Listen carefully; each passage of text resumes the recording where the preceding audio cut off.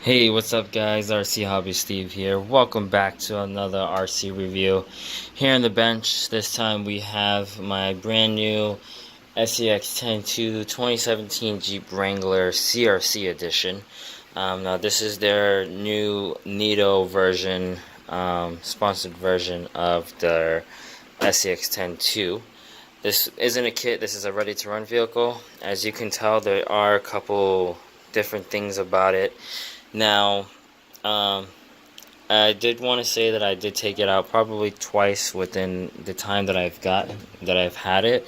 I did get this truck over the past weekend. I believe it was a Saturday that I received it, and I waited a day to put some Traxxas connectors on it, and that's what I did because I had Deans, and I haven't quite swapped over to my Deans yet, so I decided just to throw a Traxxas connector on there. So of course I went with the baking method to remove the stock rims, and I threw on some bead locks, which added some extra weight. Sorry about that, just had to pause the sound on my Fortnite game. But you can see that the bumper is pretty far out in the front and the rear, and I did do some modifications to the shock towers in the rear so that way my shocks are angled. And I have a nice flex on the truck, nothing too major. I am running, I believe, 27.5 shock oil in front and rear, and I did put the white springs in the front and in the rear since I had extra springs, just so I have a balanced ride. I don't want anything too stiff in the front, too stiff in the rear. So far it's been fine, but the reason for the bumper in the front being so out and the bumper in the back is, bam! This is the reason why the bumper in the front and the rear was so spaced out. This is the body that I was previously supposed to use for the TRX4, and if you saw the review on the TRX4 video, I did mention how the body was not fitting at all. I chopped up so much inside this truck, and you will see what I did, that it didn't even look like a full interior truck anymore. So while I was messing with the truck, my fiance took the body off the top of my shelf and was looking at it, and the idea popped in my head just like that instantly.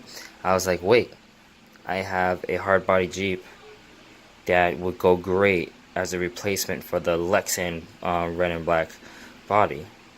So I went ahead, checked some fitments, and long and behold, I just had to cut a couple tiny bit more of the underside of this truck, and it fit.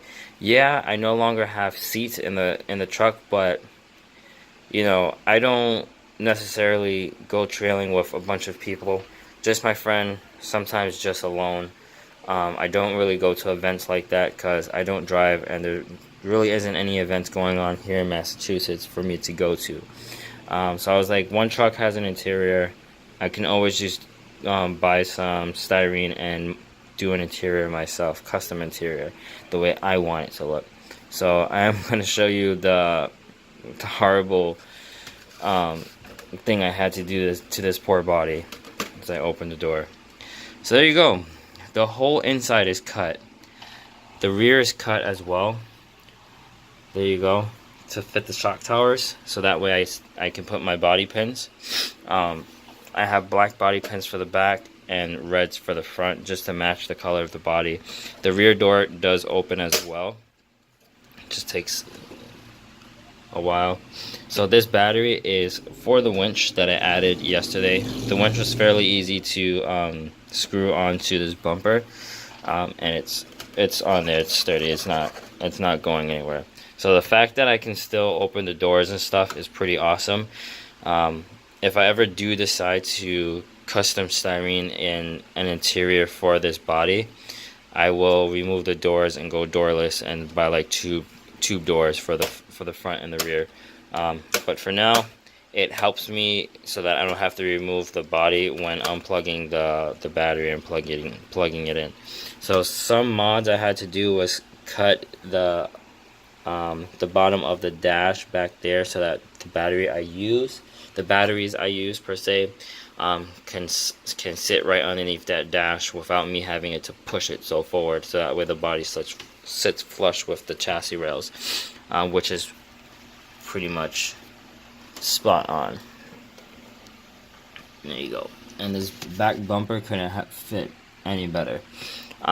So some of the things I transferred over from the body are going to be the stickers. Most of the stickers are going to go onto this body because this is going to be the main body. That Jeep body, I'm probably going to donate it or save it just as a basher body. And what I did was I did take the lights off of the Jeep body and I threw them in here. So you see that there. I have both the fronts and the rears. Okay, I have both the front and the rears in here, and yeah, overall the tires are pretty amazing. I haven't driven the truck a whole lot, as you do know. Just the balance and the way it drives is spot on. I did change the spur inside the transmission to a 15 tooth rather than the 13 tooth stock pinion that it has. So this is the pinion it came with, and this is basically the pinion I stuck in. I have two of these. This is the second one. Too much rust, so I threw in the better one. I do have a 16 tooth pinion, which I might just throw in just for that little extra speed, since this is a 35 turn motor. But overall the truck does really good. I want to try it on 3S just so I can get that extra oomph and speed, and it has plenty of torque.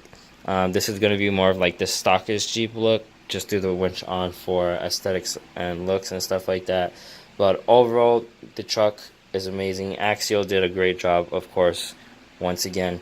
My next plans is to probably purchase the Blazer truck. If I don't purchase that, then I'm going to purchase or put on layaway possibly an Ascender kit that my hobby shop has had for almost a year now, I would say, and it's up $250, I think, and that would be basically my two-door Jeep Wrangler build. So I have a short wheelbase truck.